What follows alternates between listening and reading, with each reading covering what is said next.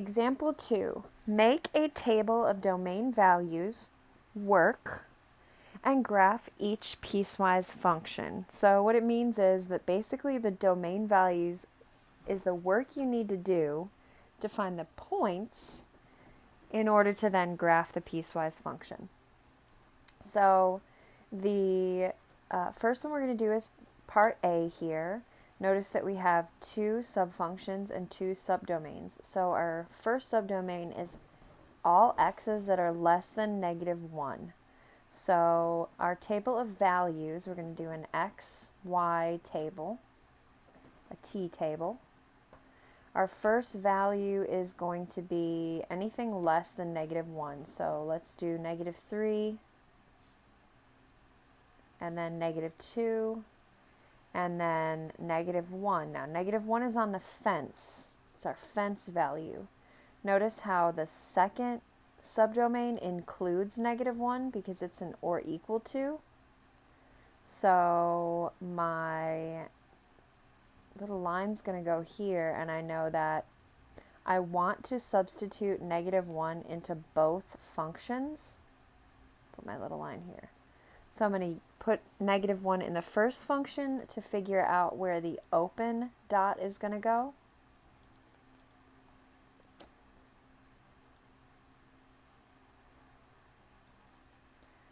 And then I want to substitute -1 also in my second function to see where the closed dot is going to go. So that fence is that overlap. So then for the second subfunction, x is greater than or equal to -1. So I'm going to substitute a couple more values in here, -1, 0, and 1. So now I substitute each one of these values into the subfunctions. So for the first one, I have 2x plus 3. So I have 2 times -3 plus 3. 2 times -3 is -6 plus 3 is -3. Now the next one is -2. So 2 times -2 plus 3. So that's going to be -4 plus 3, which is -1. And then the last value would be -1. So 2 times -1 plus 3, which is -2 plus 3, which is +1. And notice here, this is where your open dot is going to be. So now let's transition to the second subfunction. So here we're doing x is greater than or equal to -1. So we use this second function. 3 minus -1 would be 3 plus 1, which is 4. 3 minus 0 is 3. And then 3 minus 1 is 2. So now let's graph our points. So the first one would be -3, -3. The next one would be -2, -1. And then we have -1, 1. But this is going to be an open dot. And we connect our values, or we connect our dots less than. So we know we're moving our line to the left. Less than goes to the left.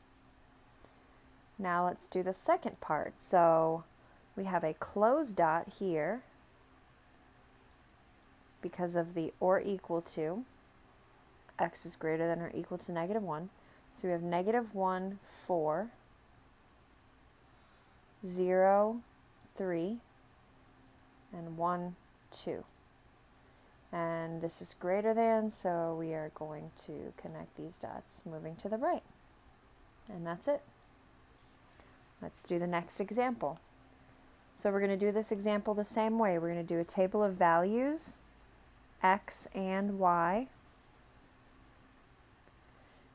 Now for our first subfunction, what we have to notice here is that it says 1/2 absolute value x minus 4 if x does not equal 0. So what this means is that you can use any any x as long as it's not 0.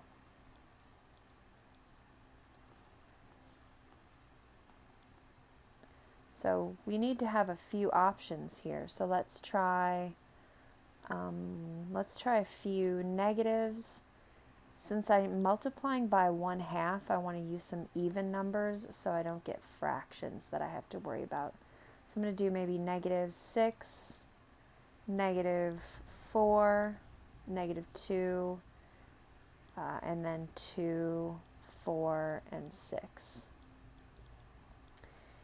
And now in the next subfunction, I see that it says 3 if x equals 0. Well, basically what this is saying is that the output is 3. Another way to think about output is your y if x is 0. So if x is 0, then your output has to be 3 automatically. And this is equal to, so this is automatically an open, not an open, this is automatically a closed dot. So we can go ahead and graph that right off the bat, 0, 3. I have a closed dot right here. So now let's substitute these values in to get the original function. 1/2 times the absolute value of -6 minus 4 is 1/2 times 6 minus 4, which is 3 minus 4, -1. 6 is going to give me the same output because I can take -6 out of the absolute value, and it's just going to give me +6. So then I'll do 1/2 times the absolute value of -4 minus 4. That's 1/2 times 4 minus 4. Half of 4 is 2. 2 minus 4 is -2. And that's going to also work for the 4.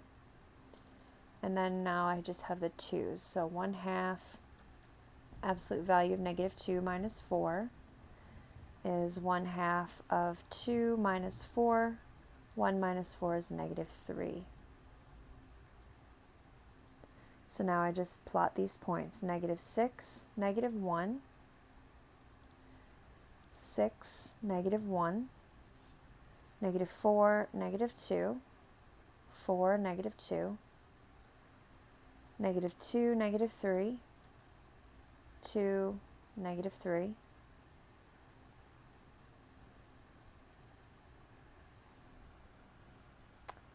and now we are kind of stuck here because we don't have anywhere to put our open dot. And the reason we don't have anywhere to put our open dot is because we did not put a test point in for if x does not equal 0 for that first point, just like we did over here. So let's substitute 0 in to this function here. Absolute value of 0 minus 4. Half of 0 is 0, so 0 minus 4 is -4. So that point is going to be 0, -4. And that happens right here, but that's going to be our open dot. So now we can just connect all those points. And we have our piecewise function. Notice how it looks a little different from the one we had earlier.